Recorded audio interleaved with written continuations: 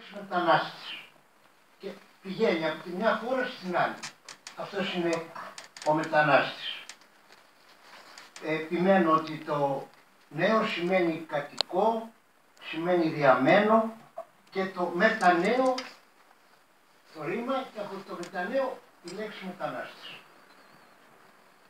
Η λέξη πρόσφυγας, είναι αυτός που ζητεί προστασία προσφεύγοντας από τη χώρα του σε άλλη χώρα. Και εδώ μπορούμε να θυμίσουμε σε όλους όσοι το ξέρουν ότι στην Ελλάδα λατρεύτηκε ο ξένιος Δίας, δηλαδή η ιδιότητα του Θεού του Δία να προστατεύει όλους όσους ζητούσαν άσυλο. Να πούμε και για τη λέξη άσυλο για να το ξεπερδεύω. Το άσυλο είναι το στερητικό α και το ρήμα σιλό που σημαίνει ληστεύω, άρα το άσυλο είναι το μέρος που δεν ληστεύεται από άλλο. Για όσους είναι φιλόλογοι και ενδιαφέρονται σχετικά με το θέμα.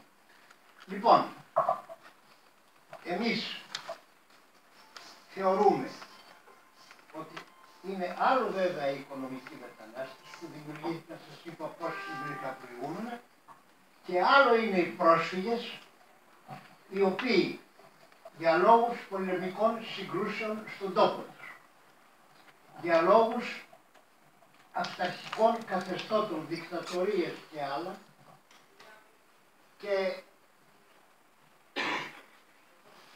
μπορεί να πάρουμε και μια περίπτωση ότι θέλει ο πρόσφυγας να φύγει από τη χώρα του για μια καλύτερη ζωή, αλλά αυτή είναι ελάχιστη.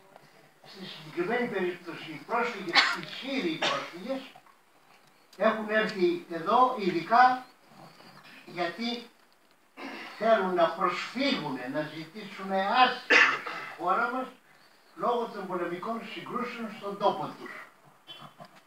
Και με την ευκαιρία κάνω μια αποστροφή.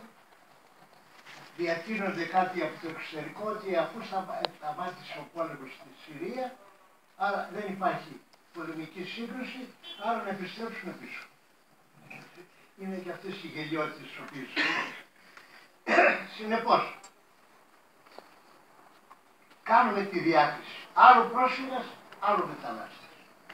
Τη χώρα του ζητώντας άσυλο σε άλλη χώρα, και γι' αυτό το λόγο είναι και